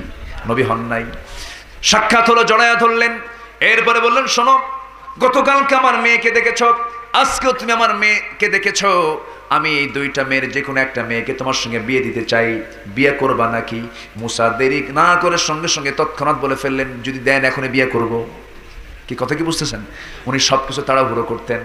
মুসা আলাইহিস সালাতু ওয়াস সালাম এই কথা বলা মাত্রই শুআইব আলাইহিস সালাতু ওয়াস সালাম বললেন, শোনো, এই মুহূর্তে আমার মেয়েকে তোমার হাতে যদি তুলে দেই, আমার মেয়েকে তুমি ঠিক আছে ঘরে রাখবা, আদর করবা, সোহাগ করবা, তবে একটা বিষয়, সেটা হলো তোমার ব্যাকগ্রাউন্ড কিন্তু ভালো না, থাপ্পড় মারলেই মানুষ মরে যায়। আমি কেমনে তোমাকে বিয়ে দেব? অতএব আমার কিছু কন্ডিশন আছে। কি কন্ডিশন? কন্ডিশন হলো আমার বাড়িতে কিছু ছাগল আছে, সেই ছাগলগুলো তোমার পালতে হবে 8 বছর। 8 বছর করলে পরে অনার্স কোর্স পূরণ হয়ে যাবে, 10 বছর পূরণ করলে পরে মাস্টার্স কোর্স হয়ে যাবে। তুমি অনার্স কোর্স করবা না মাস্টার্স কোর্স করবা? কে মাস্টার্স করলেই ভালো হয়। 10 বছরে তিনি ছাগল পাললেন, ইবনে কাসির এসেছে 10 বছর পর্যন্ত ছাগল তিনি পালন করলেন। সবচেয়ে যত প্রাণী আছে এর মধ্যে সবচেয়ে বাঁকা প্রাণী কোনটা? বলেন কোনটা বলেন? এই ছাগল পালার দায়িত্ব নিয়েছেন মুসা আলাইহিস সালাতু ওয়াস সালাম। 10 বছর ছাগল পাললেন। সর্বশেষ দিন যেদিন তিনি ছাগলগুলো নিয়ে বাড়ি থেকে কি বলে মাঠ থেকে যখন বাড়ির দিকে যাবেন, একটা ছাগল পাল থেকে লাফ মেরে অন্যদিকে দৌড় মেরেছে। সেই ছাগলটাকে ধরার জন্য মুসাও দৌড় পিছে পিছে। আল্লাহ নবীদের গায়ের শক্তি কম না বেশি? দৌড়ায় দৌড়ায় সেই বিচ্ছিন্ন হয়ে যায় ছাগলটা শক্ত করে রাগের ঠেলায় ধরে ফেলেছেন। দুই পা শক্ত করে উঁচুতে ধরেছেন, এক আছাড়ে মেরে ফেলবেন, এক আছাড়ে মারবেন। আমার শরীর তুই ঘামালি, তুই লাইন চুতো হলি কেন? তুই পাল থেকে দৌড় মারলি কেন? এক আছাড়ে মারবেন। কিন্তু লক্ষ্য করে দেখেন ছাগলটার লোমকূপ থেকে টপ টপ করে সেই লোমকূপ থেকে ঘামগুলো ঝরতেছে এবং থরথর করে কাঁপতেছে। ছাগলটার চোখ মুখের চেহারায় চরম ভয়ের ছাপ। এই ভয় দেখে মুসার মধ্যে দয়া হলো, মনে মনে চিন্তা করলেন, আহারে এ তো মানুষ না, এ তো ছাগল, এর কোনো ইলম কালাম নাই, কিচ্ছু বোঝে না, মাইরা লাভ কি? দুই পা ছেড়ে দিয়া কোলের মধ্যে নিয়ে তিনি প্রাণীর প্রতি তিনি আদর দেখালেন, মোহাব্বত করলেন, ধৈর্য ধরলেন। আল্লাহ বলেন, মুসা তোমার রাগ কমে গেছে, আমি তোমার নবুয়ত দিয়ে দিলাম। জোরে কান সুবহানাল্লাহ, আর জোরে কান সুবহানাল্লাহ। আমার ভাইয়েরা, তাহলে ঈমান আনার একটা গুরুত্বপূর্ণ দিক হলো ঈমানদার ধৈর্যহীন হবে না ধৈর্যশীল হবে? ধৈর্যহীন না ধৈর্যশীল? ধৈর্যশীল হতে হবে। ধৈর্যের মধ্যে ঈমান আছে, ধৈর্যহীনতার মধ্যে কোনো ঈমান নাই। আমার বন্ধুগণ, আমি যে বিষয়টা নিয়ে কথা বলছিলাম, আজকের মূল সাবজেক্টটা হচ্ছে ঈমান। সেই ঈমানটা হবে ভেজাল না নির্ভেজাল? ভেজাল না নির্ভেজাল? যে ঈমানদার সে কি নামাজি হবে না বেনামাজি হবে? নামাজি না বেনামাজি? 5 ওয়াক্ত নামাজ পড়বেন কারা কারা একটু হাত তুলে দেখান তো দেখি। জোরে বলি ইয়া আল্লাহ, আরো জোরে বলি ইয়া আল্লাহ, ইয়া রহমান। আমাদেরকে 5 ওয়াক্ত সালাত জামাতের সাথে আদায় করার তৌফিক তুমি আল্লাহ দিয়ে দাও। জোরে বলি আমিন, আরো জোরে আমিন। হাত নামান। কষ্ট পাচ্ছেন? আর একটু চালাবো? আচ্ছা, 4টা কাজ। কয়টা কাজ বলেন? 1 নম্বর হলো ঈমান। সেটা কি ভেজাল না নির্ভেজাল? সুদ না সুদ মুক্ত? জেনা না জেনা মুক্ত? মদ না মদ মুক্ত? দুনিয়ার আইন না আল্লাহর আইন? বাস, ঈমানটা এই পার্টটা শেষ করলাম। ওয়াহাজারু, যারা হিজরত করবে। হিজরত শব্দের বহু অর্থ আছে। ত্যাগ স্বীকার করা, স্যাক্রিফাইস করা, কোরবানি করা। একটা সূরা আছে সূরাতুল কাহাফ, নাম শুনেছেন তো? কাহাফ মানে হচ্ছে দ্য কেভ, গুহা, গুহাবাসী। ওই গুহার ভিতরে এখনো কিছু আল্লাহর পছন্দের বান্দা শুয়ে আছে। কিয়ামত পর্যন্ত তারা ঘুমাবে, তারা জান্নাতি। জোরে বলেন সুবহানাল্লাহ। কেন? তারা এই কাজটা করেছিলেন, ওয়াহাজারু, তারা হিজরত করেছিলেন। কেন? জালিম শাসক তাদেরকে কন্ডিশন দিয়েছিল, ঈমান যদি না ছাড়িস হত্যা করা হবে, শুলে চড়ানো হবে। কিন্তু তাদেরকে মোকাবেলা করার মতো তাদের সমর শক্তি, জনবল, শক্তি ছিল না। তারা আশ্রয় চেয়েছেন কার কাছে? আসতে বলবেন না কার কাছে? শেষ পর্যন্ত তারা হিজরত করলেন, ঘর ছাড়লেন, বাড়ি ছাড়লেন, সব ছেড়ে ঘর থেকে বের হয়ে গেলেন। বের হয়ে যাওয়ার পরে, হিজরত করার পরে তাদের বিশ্রামের প্রয়োজন হলো। তারা করলেন কি, একটা গুহার মধ্যে বিশ্রাম নিলেন। সেই গুহার মধ্যে বিশ্রাম নিতে গিয়ে এত লম্বা বিশ্রাম হয়ে গেল যে সেই বিশ্রামের মধ্যে সময়টা কেটে গেল 309 বছর। সুবহানাল্লাহ বলেন। ওয়াজদাদু তিসআ, 309 বছর হয়ে গেল। 300 না, 309 বছর হয়ে গেল। 309 বছর ঘুমানোর পর ঘুম থেকে জাগা পেয়ে ক্বালা কাইলুম মিনহুম, একজন আরেকজনকে বলতেছে, কাম লাবিসতুম, কতক্ষণ থাকলা, কতক্ষণ ঘুমাইছো? একজন কয় একদিন, আরেকজন তার চেয়ে কয় একটু কম, অথবা তার চেয়ে একটু বেশি। এর মধ্যে কেটে গেছে 309 বছর। একটু আস্তে বলি সুবহানাল্লাহ, জোরে বলি সুবহানাল্লাহ। তাহলে আল্লাহ কি পারেন না? খাওয়া লাগলো না, কিছুই লাগলো না, 309 বছর ঘুম হয়ে গেছে। 309 বছর ঘুম পাড়ার পর তাদেরকে চুলটু ঠিক আছে, নখ ঠিক আছে, পায়ের বডি মানে কাপড় চোপড় ঠিক আছে না, মুদ্রা টাকা পয়সা কি ঠিক আছে? 309 বছর পর যদি আপনাকে দুনিয়াতে পাঠানো হয়, এই 10 টাকা আছে থাকবে, এই 20 টাকা থাকবে? থাকবে। ঘুম থেকে উঠেই ক্ষুধা লাগছে। একজন বলল, চলো আমরা বাজারে যাই। বাজারে গেছে। বাজারে যায় যখন এই মুদ্রা যখন দেখছে, এই মুদ্রা তো 300 বছর আগের মুদ্রা, এই লোকগুলো কোথা থেকে আসলো? শেষ পর্যন্ত তাদের তথ্যগুলো জেনে গেল যে এরা 309 বছর পর তারা জায়গা পেয়েছে। আল্লাহর দ্বীনের পথের দায়ী তারা। আল্লাহর দ্বীনের পথে টিকে থাকতে গিয়ে ইমানদাররা হিজরত করেছে। হিজরতের পুরস্কার হলো আল্লাহ তাআলা তাদেরকে জান্নাতের ঘুম পাড়ায়া দিচ্ছেন। জোরে বলে সুবহানাল্লাহ। তারা এখনো ঘুমাচ্ছেন, কিয়ামত পর্যন্ত ঘুমাবেন, আল্লাহর জান্নাতে চলে যাবেন। আমরা হিজরত করব, জোরে বলি ইনশাআল্লাহ। স্যাক্রিফাইস করব, 2 নম্বর কাজ। নাম্বার 3, সময় কম তো না, শুনবেন আপনারা? একটু লম্বা করি, লম্বা করবো ফজর পর্যন্ত, তাও শুনবেন ফজর পর্যন্ত? সবাই থাকেন, আমি চলে যাই। আমার তো সব দিন, আমার আগামীকালকে আবার মাহফিল আছে, এই জন্য সব দিকে তাকিয়ে আমিও দেখতে চাই। আর কিছু সময় কেউ উঠবেন না, একটু মেহেরবানি করে। মাঝখান থেকে ওঠাটা আমি মনে করি আজবের সুস্পষ্ট খেলাফ। যারা বসছেন, আগে বসে গেছেন, সেখান থেকে উঠবেন না, বসেন। একটু ধৈর্য নিয়ে। বড় বড় মাহফিলগুলোতে গেলে তখন একটু পানি একটু কম খেয়ে আসতে হয়। কি কথা কি বোঝা গেল? মানে টাইট খাবার খেয়ে আসতে হয়। হজে গেলে হাজিরা সাথে কি নেয়? কি ভারী খাবার না শুকনা খাবার? শুকনা খাবার। কেন? ঘন ঘন যেন পেশাব না আসে। আমরা যখন হারামে নামাজ পড়তে গেছি, হজ করতে গিয়া, হজ করছেন না, তখন হারামে ঢুকলে পরে, ঢোকার পরে বাথরুম খুঁজতে লাগে আধা ঘন্টা। বাথরুম খুঁজতে কতক্ষণ লাগে? আধা ঘন্টা। এই জন্য কোনো একটা বড় প্রোগ্রামে গেলে তখন একটা প্রিপারেশন নিয়ে আসতে হয়, যেন আমি এতক্ষণ সময় যেন থাকতে পারি। আর যিনি থাকতে পারবেন না তাকে ভাবতে হবে যে আমার জন্য একটা সাইড সুটে থাকা লাগে। সামনে থেকে লাফালাফি করলে তো সমস্যা। একটু বসে। আচ্ছা, কষ্ট পাচ্ছেন না তো? হুজুর কি বিপদে ফালায়া দিলেন? ওয়াজাহাদু, যারা জিহাদ করবে, কার পথে?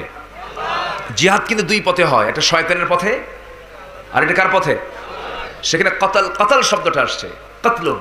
ওয়াল্লাযীনা আমানু ইউকাতিলুনা ফি সাবিলিল্লাহ ওয়াল্লাযীনা কাফারু ইউকাতিলুনা ফি সাবিলিত তাগুত।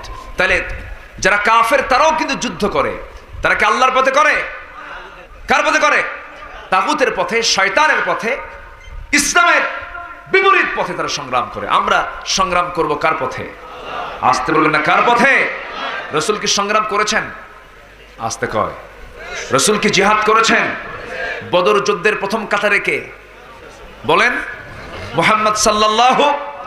উহুদ যুদ্ধের প্রথম কাতারে কে? মুহাম্মদ সাল্লাল্লাহু। খন্দকের যুদ্ধের প্রথম কাতারে কে? মুহাম্মদ সাল্লাল্লাহু আলাইহি ওয়াসাল্লাম। রাসূল কি পিছনে ছিলেন? আজকের নেতারা মারামারি লাগলে সামনে থাকে না পিছনে থাকে? আসতে কয়। সামনে না পিছনে? লাগছে মারামারি, বলে কর্মীরা আগায় যাও,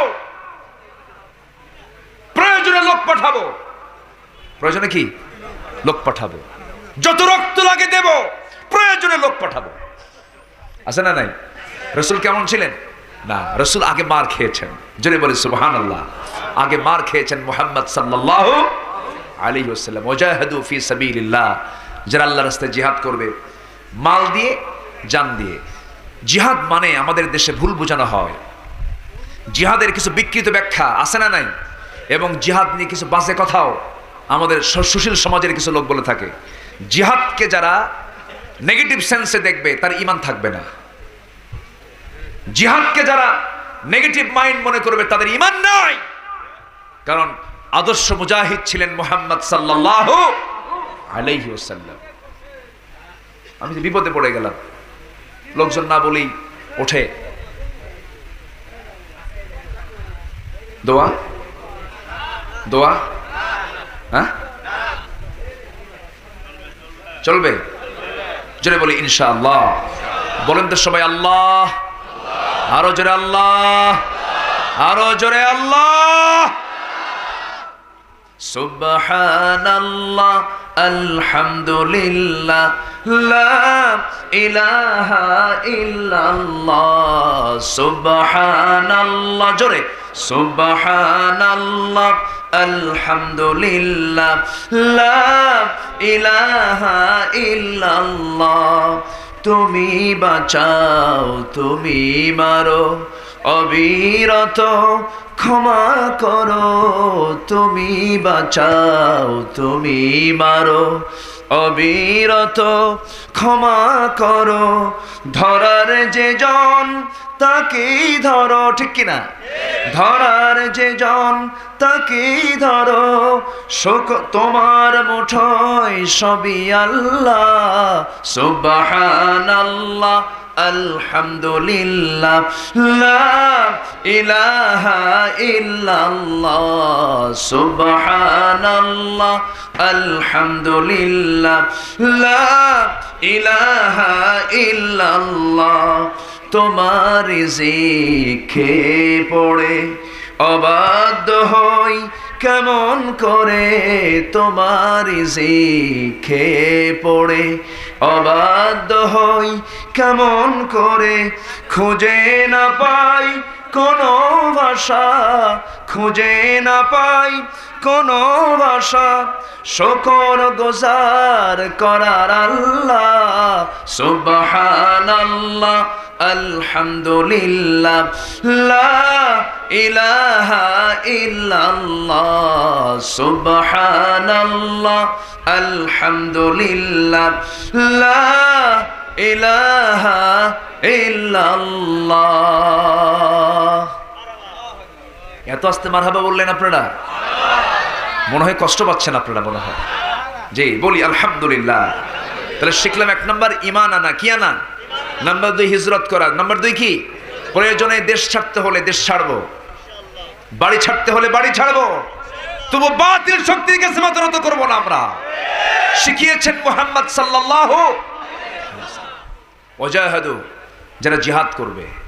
বদর যুদ্ধে রাসূল যখন রওনা দিয়েছেন, সাহাবীরা কি পিছন থেকে বলেছেন হুজুর আপনি একা যান, আমরা যাব না? বলেছেন না। রাসূল যখন মদিনা থেকে হিজরত করেছেন, একজন দামি সাহাবী আব্দুর রহমান ইবনে আউফ, বিশাল সম্পত্তিওয়ালা একজন সাহাবী, কোটি কোটি টাকার মালিক। রাসূল যখন হিজরত করেছেন, সব রেখে, বউ বাচ্চা রেখে মদিনায় চলে গেলেন। রাসূলের সামনে তিনি বসে আছেন। রাসূল বলছেন আব্দুর রহমান, তোমাকে দেখে আমার চোখে পানি আসলো। কেন হুজুর? তোমার এত বড় বাড়ি, এত ব্যাংক ব্যালেন্স, তোমার এত বড় খেজুর বাগান, সব তো তুমি রেখে চলে আসলা, তোমার কি কষ্ট হচ্ছে না? বউটাও রেখে এসেছো। হুজুর দুনিয়ার সব ছেড়েছি, আমি আপনাকে পাইছি, আমার সব পাওয়া হয়ে গেছে।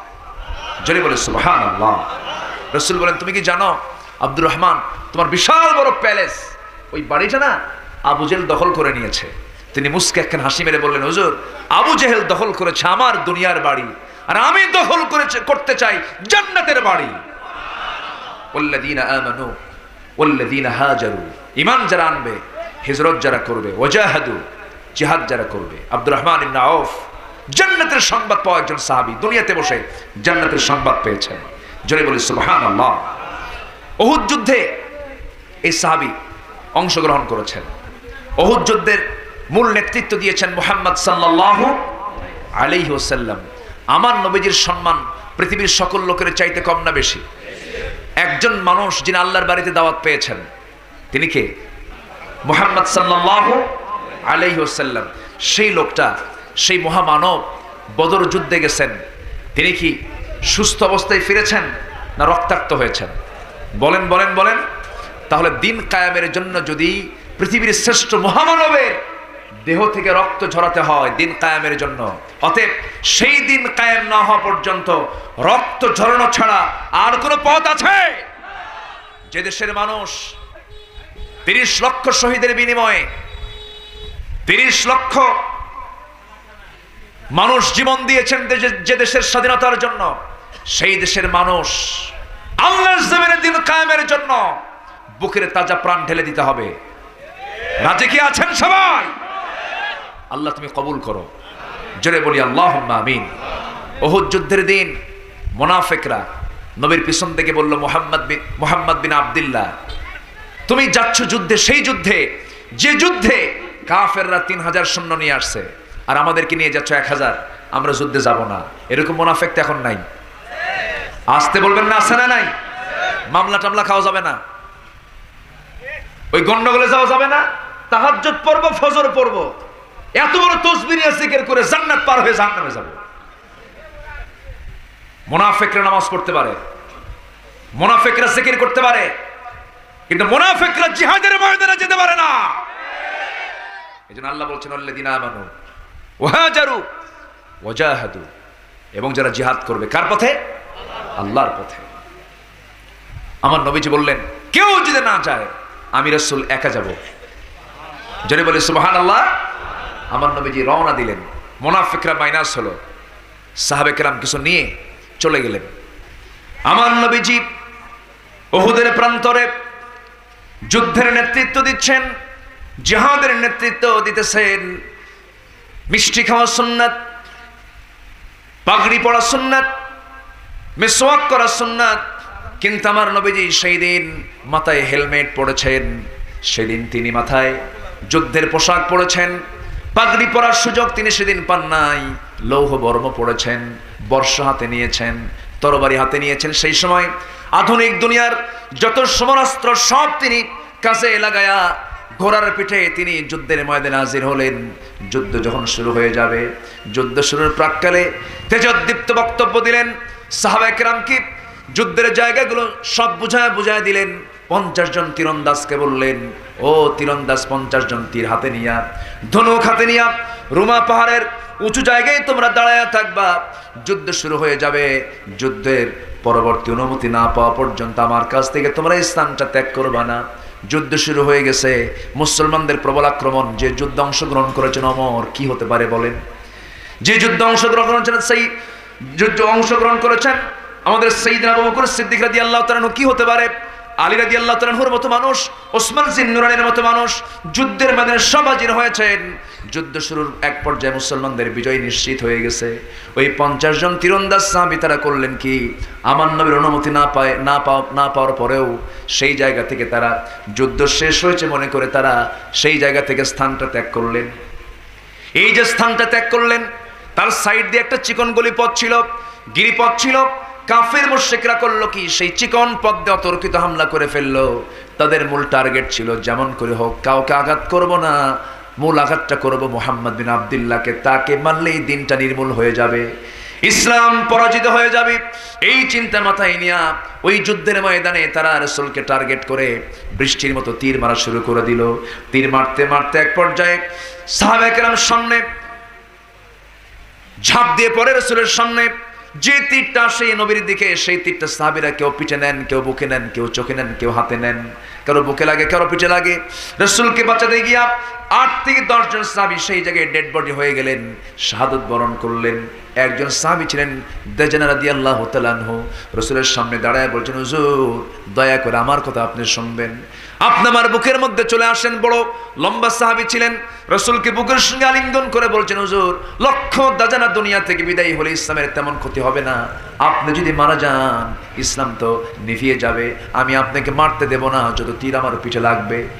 দেখা গেল রাসূলকে বাঁচাতে গিয়া ওই সাহাবীর পিঠের ভিতরে 80 থেকে 81টি তীরবিদ্ধ হওয়ার দাগ ফুটে উঠেছে, শাহাদাত বরণ করলেন। রাসূল একাকী পড়ে গেলেন। ইবনে কাইমিয়া নামে একজন কাফের নবীর কাছাকাছি চলে এসেছে, একদম সরাসরি তার কাছে আসার সাহস না পেয়ে দূর থেকে হাতের মধ্যে পাথর নিয়ে নবীজির মাথা বরাবর একটা পাথর মেরে দিয়েছে, বড় ওজনের একটা পাথর মেরে দিয়েছে। নবীজিকে একা পায়া তারা হামলা করে ফেলেছে। নবীজির মাথায় ছিল হেলমেট, হেলমেটের চিকন ফলা, চিকন লোহা নবীজির কপালের মধ্যে গেঁথে গেছে। আরেকটা আঘাত মেরেছে গাল বরাবর, শিরস্ত্রাণের চিকন লোহা, চিকন ফলা গালের মধ্যে ঢুকে গেছে। আরেকটা আঘাত করেছে সামনের সুন্দর দুটি দাঁত, মুক্তোর দানার মতো ঝকঝকে দাঁত ছিল, নবীজির সামনের দুটো দাঁত পড়ে গেছে। নবীজি একই মুখ ইনজুরি, 3টা ইনজুরি যখন হলো, মুখ থুবড়ে নবীজি জমিনে পড়ে গেলেন। কাফের মুশরিকরা চিৎকার মেরে হবলের কসম, লাত মানাতের কসম বলে তারা বলতেছে কুতিলা মুহাম্মদ, কুতিলা মুহাম্মদ। এই কথা বলে চতুর্দিকে যখন এই সংবাদ যখন ছড়িয়ে দিয়েছে, সাহাবে কেরাম কান্নায় ভেঙ্গে পড়েছেন। ওমরে ফারুক চিৎকার করে বলছেন, যে দুনিয়াতে রাসূল নাই সেই দুনিয়া তোমার বাঁচার কোনো দরকার নাই। আবার যুদ্ধে ঝাঁপিয়ে পড়লাম আমি ওমর। আবার তিনি যুদ্ধে ঝাঁপিয়ে পড়লেন। সাইয়েদনা আলী রাসূলকে তন্ন তন্ন করে খুঁজতেছেন। বিচক্ষণ সাহাবী তিনি ছিলেন, মনে মনে চিন্তা করলেন, না না রাসূল মারা যেতে পারেন না, দিন তো পরিপূর্ণ হয় নাই। তন্ন তন্ন করে খুঁজতে খুঁজতে গিয়ে দেখেন উহুদের প্রান্তরে একটা গর্তের মধ্যে রাসূল উপর হয়ে পড়ে আছেন।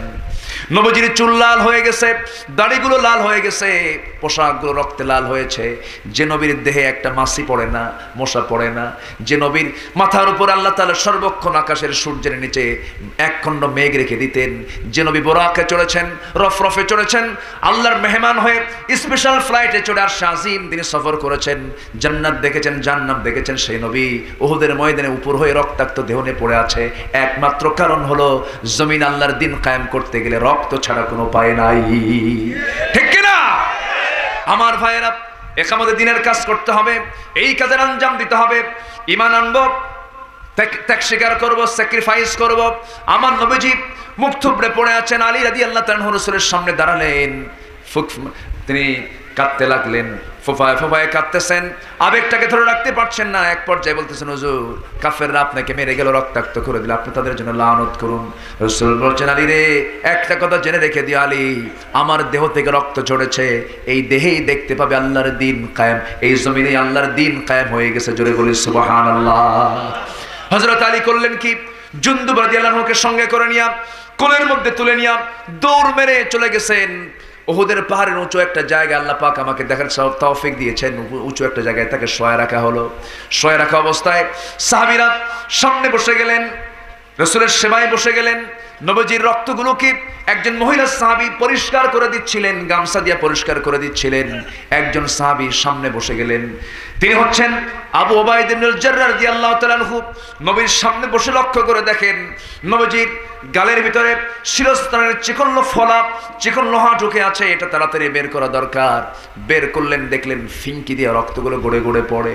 সঙ্গে সঙ্গে সেই রক্তগুলো এক ফোঁটা হলেও সেই রক্তগুলো জমিনে ফেলতে দিলেন না, হাতের মধ্যে তুলে নিয়ে রাসূলকে না দেখাই উবাইদা এই রক্তকে পবিত্র রক্ত মনে করে তিনি পান করা শুরু করলেন। নবীজির নজরে চলে গেল। রাসূল বলছেন, উবাইদা রে রক্ত তুমি পান করতে যাচ্ছ কেন? রক্ত তো পানের কোনো জিনিস নয়। উবাইদা বলছেন, ইয়া রাসূলুল্লাহ, ইয়া হাবিবাল্লাহ, আপনার পবিত্র দেহের পবিত্র রক্ত জমিনে স্পর্শ করলেন না জানি এই জমিনটা কি যেন হয়ে যায়, ভয় পাচ্ছিলাম। আমি আপনার রক্ত কোথাও ফেলতে দেব না মনে করে আমি আপনার রক্তটা আমি ভক্ষণ করে নিয়েছি, পান করে নিয়েছি। রাসূল বলছেন, ও উবাইদা, ও সাহাবীরা দেখো, উবাইদার দিকে চায় দেখো, জান্নাতি বান্দা যদি দেখতে চাও, যে দেহে নবীর রক্ত প্রবেশ করেছে সেই দেহ কখনো জাহান্নামে যাবে না। আমার ভাইয়েরা, আমার বন্ধুগণ, কি ত্যাগ স্বীকার আমার রাসূলকে করতে হয়েছে। ইয়াহইয়া আলাইহিস সালাতু ওয়াস সালামকে জবাহ করা হয়েছে, যাকারিয়া আলাইহিস সালাতু ওয়াস সালামকে করাত দিয়ে চিরে 2 টুকরা করে শহীদ করা হয়েছে। ওয়ায়াকতুলুন নাবিয়্যিনা বিগাইরি হক, অনেক নবীকে অন্যায় করে হত্যা করা হয়েছে। একমাত্র কারণ সমস্ত নবীদের দাওয়াত 2 না 1? সকল নবীর দাওয়াত 2 না 1? সব নবীর আহ্বান ছিল একটাই, সেটা হলো আনি আবুদুল্লাহ ও জিতানিবুত তাগুত, তাগুতকে পরিহার করো, আল্লাহর দাসত্ব করো, আল্লাহর জমিনে দিন কায়েমের সংগ্রাম করো। এই জমিনটা কার? আকাশটা কার? আমি কার? অতএব আমাকে চলতে হবে কার নিয়মে? যে নিয়মে মদ চলবে, যে নিয়মে জেনা চলবে, যে নিয়মে অকাম কুকাম চলবে, সে নিয়ম মানুষের নিয়ম নয়, সে নিয়ম হলো শয়তানের নিয়ম। আমরা নিয়ম মেনে চলবো কার? আল্লাহ তাআলা। আল্লাহ তুমি সবাইকে কবুল করো, জোরে বলি আমিন, আরো জোরে আমিন। সম্মানিত ভাইয়েরা, অনেক মা বোন শুনেছে আজকের মাহফিলে এসেছেন। আল্লাহ তুমি মা বোনদের অংশগ্রহণকে তুমি আল্লাহ কবুল করো। মাদেরকে বিশেষ করে পর্দার বিষয়ে খেয়াল থাকার তৌফিক তুমি আল্লাহ মেহেরবানি করে খেয়াল রাখার তৌফিক তুমি আল্লাহ দিয়ে দাও, জোরে বলি আমিন। মেয়েদের জান্নাতে যাওয়া পুরুষের চাইতে কঠিন ছিল না সহজ ছিল? বলেন কঠিন ছিল না সহজ ছিল? কিন্তু দুঃখজনক হলেও সত্য, জাহান্নামের বাসিন্দা হবে পুরুষ বেশি না মহিলা বেশি? মানে পুরুষ বেশি না মহিলা বেশি? তাহলে এই মহিলাদের এই যে একটা ব্ল্যাক অধ্যায়, কালো অধ্যায় কেন হলো? এই কালো অধ্যায় হওয়ার অন্যতম কারণ হলো নারীরা ধ্বংস হয়ে যাচ্ছে কয়েকটা কারণে। হাদিসের দৃষ্টিকোণ থেকে মেয়েদের মধ্যে 1 নম্বর সমস্যা হলো তারা চামড়া ঢাকে না চামড়া খুলে রাখে? চামড়া কি ঢেকে রাখে না দেখায়? এই জিনিসটা করা যাবে, এটা ধ্বংসের 1 নম্বর দিক। আল্লাহ তুমি এলাকার মা বোনদেরকে চামড়া ঢেকে রেখে পর্দায় থাকার তৌফিক তুমি আল্লাহ দিয়ে দাও। এই কই যান? বসেন, আসেন দোয়া করি। হ্যাঁ, দোয়া করবো না? তাহলে দোয়া ছাড়া যাই অনেক রাত। জি বলি আলহামদুলিল্লাহ, জোরে বলি আলহামদুলিল্লাহ। দেখেন ওয়াজ কেমনে আদায় করে, উনি পয়েন্টগুলো ধরে দিচ্ছেন, কিন্তু একদিনে আমি কেমনে পারবো? অনেক রাত হয়েছে। শোনারও এনার্জি এবং বলারও এনার্জি, দুটোরই দরকার আছে না নেই? আচ্ছা, অনেক রাত হয়েছে, আমরা শেষ করবো। তো নারী ধ্বংসের 7টা কারণ, কয়টা কারণ বলেন তো? রাসূল বলেছেন ধ্বংস কৈশব নারী যারা চোখের উপরের লোম ভ্রু প্ল্যাক করে। ভ্রু প্ল্যাক করা মহিলা তো এলাকায় নাই, আসতে বলবেন না, আছে না নাই? আচ্ছা, এটা হলো নারী ধ্বংসের একটা অন্যতম কারণ। বুখারীর বর্ণনা, বুখারী শরীফের 4886 নম্বর হাদিসে রাসূল বলেছেন ধ্বংস হোক তার যারা কি করে? চোখের উপরের লোম কি ব্ল্যাক করে, কেটে ফেলে, উঠায়। ধ্বংস হোক তাদের যে সমস্ত নারী হয়েও সে পুরুষের সুরত ধারণ করে। এরকম মহিলা তো বাংলাদেশে খুঁজে পাওয়া যাবে না। আছে? সুরতে পুরুষ আর হলো সৃষ্টিতে নারী। সৃষ্টিতে নারী, সুরতে পুরুষ। তার জন্য কল্যাণ না ধ্বংস? বলেন তার জন্য কল্যাণ না ধ্বংস? ধ্বংস। ওই সমস্ত নারীর ধ্বংস হোক যে সমস্ত মেয়েরা সুগন্ধি মেখে ঘর থেকে বের হয় পর পুরুষের নাকে সুগন্ধি পৌঁছানোর জন্য। আছে না? মেয়েদের জন্য সুগন্ধি কি বাইরে দেওয়া যাবে? এটা হালাল না হারাম? এটা ধ্বংসের একটা দিক। ওই সমস্ত নারীর ধ্বংস হোক যে সমস্ত নারীরা শরীরে ট্যাটু লাগায়, উল্কা লাগায়। ট্যাটু যারা ব্যবহার করে দেখবেন শরীরে চামড়ায় এক্সট্রা করে লাগায়। কিছু পুরুষও আছে ক্রাশ সাকা খায়া ওদের নামে, ওদের গায়ে ওদের নামগুলো লিখে রাখে আর বলে তুমি আমার প্রথম, তুমি আমার শেষ। এরকম আছে না নাই? আছে। এদের জন্য কল্যাণ না ধ্বংস? কল্যাণ না ধ্বংস? সকল প্রেম, সকল মোহাব্বত, ভালোবাসা বলতেই বুঝাবো 1 নম্বর কার সাথে? আসতে বলবেন না, কার সাথে? আল্লাহর সাথে। তো এই সমস্ত অভ্যাসগুলো মেয়েদের আছে।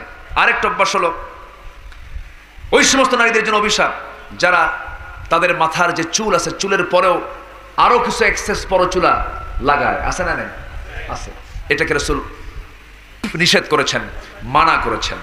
আচ্ছা, এরপর ওই সমস্ত নারীর জন্য ধ্বংস কামনা করা হয় যে সমস্ত নারী স্বামীর ইনকামে সন্তুষ্ট না। কি কামাই করো তুমি? ওর বাড়ির কি সুন্দর সোফা, ফার্নিচার, এত কিছু সুন্দর টিপটপ, তুমি আমার কি দিছো 25 বছরে? এই কচু দিছো। আছে না নাই বলেন তো? আছে। এই জাতীয় মহিলা কিছু আছে না নাই? আচ্ছা, আবার কিছু মহিলা আছে আম্মা জান আয়েশার মতো আছে, খাদিজার মতো আছে, ঘরে কিচ্ছু নাই কিন্তু মুখে হাসির অভাব নাই। বলি আলহামদুলিল্লাহ। যেরকম ছিলেন ফাতেমা রাদিয়াল্লাহু তাআলা আনহা, খাবার নাই 3 দিন 4 দিন, আলী না খাওয়া, আলী ক্ষুধার ঠেলায় মুখে হাসি নাই, দরজায় নক করেছেন, সালাম দিয়ে ভিতরে ঢুকেছেন কিন্তু মুখে হাসি নাই। দরজা খুলতেছেন না ফাতিমা, দরজা না খুলে বলতেছেন আমি দরজা খুলবো না, ঢুকতে দেবো না আপনাকে, আপনি আবার বাইরে যান, আপনি মুস্কে হাসি না দেওয়া পর্যন্ত আপনি আমার ঘরে ঢুকতে পারবেন না। একটু আসতে বলি সুবহানাল্লাহ, আরো জোরে বলি সুবহানাল্লাহ।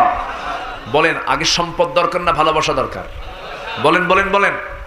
আপনার বাড়িতে সব ফার্নিচার আছে, টাকার অভাব নাই, কোনো কিছুর অভাব নাই, কিন্তু বউ আরেক দিকে লাইন মারে, সর্বনাশ সর্বনাশ সর্বনাশ। তাহলে সুখ থাকলো না। এই জন্য বউ ভালো হওয়ার দরকার আছে না নাই? আবার আমার মারা বলবেন আমার হুজুর আপনি তো আজকে শুধু আমাদেরকে বলে গেলেন, কিছু পুরুষও আছে না নাই? আস্তে আস্তে করে আমাদের মধ্যে কিছু বৎসভাব আছে না নাই? বউটা একটু কালো, নতুন বিয়ে করছে, বউ কালো। 3 দিন যাওয়ার পর আর বউয়ের কাছে যায় না, মনটা খারাপ। এই তোর মন খারাপ কেন রে? কান্দে আর কয়, বউটা কালো আমার। শফিকের বউ দেখতে কত সুন্দর, দেখেন নজর গেছে শফিকের বউর দিকে। তাহলে অন্যের বউয়ের দিকে যদি নজর যায়, গোটা দুনিয়ার সুন্দরী নারীকে ভালো লাগবে? আস্তে ভালো লাগবে? আর যে পুরুষ তার স্ত্রী ছাড়া অন্য কোন নারীর দিকে তাকানোকে হারাম মনে করবে, তার কাছে মনে হবে তার বউ হচ্ছে পৃথিবীর সবচাইতে বড় রাজরানী।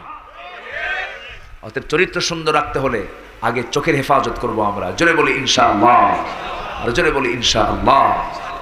আমার মা আপনার ধ্বংসের পিছনে অন্যতম আরেকটা কারণ হলো আপনি সিরিয়াল দেখেন। সিরিয়াল দেখা যাবে না, তাও দেশীয় সিরিয়াল না, কোথাকার সিরিয়াল? হ্যাঁ, ইন্ডিয়ান সিরিয়াল। এই সমস্ত সিরিয়ালগুলো দেখবেন না। সিরিয়াল ব্রেক করে নামাজের সিরিয়ালে আসেন, ইবাদতের সিরিয়ালে আসেন। নামাজ কায়েম করুন নিজের ব্যক্তিগত জীবনে, পারিবারিক জীবনে। আপনার পরিবারটা হয়ে যাবে এক টুকরো জান্নাত। জোরে বলি সুবহানাল্লাহ। এক টুকরো কি হবে? জান্নাত হয়ে যাবে। আল্লাহ তুমি মাদেরকে কবুল করো। জোরে বলি আমিন। আচ্ছা, এরপরে ওই সমস্ত মহিলাদের জন্য ধ্বংস কামনা যারা অন্যের নামে মিথ্যা বাবদ রটায়। মেয়েদের মধ্যে গীবত শেখায়েত পুরুষের চাইতে কম না বেশি? বেশি। আল্লাহ তুমি এলাকার মা বোনদেরকে গীবত শেখায়েত থেকে হেফাজত করো। জোরে বলি আল্লাহুম্মা আমিন। আমি মাদেরকে এই উদাত্ত আহ্বান জানাচ্ছি শেষের দিকে এসে, আল্লাহ তুমি মাদেরকে আসিয়ার মতো কবুল করো। আল্লাহ তুমি মাদেরকে আম্মা জান আয়েশার মতো কবুল করো। আল্লাহ তুমি মা বোনদেরকে ফাতিমা রাদিয়াল্লাহু আনহার মতো কবুল করো। এই সমস্ত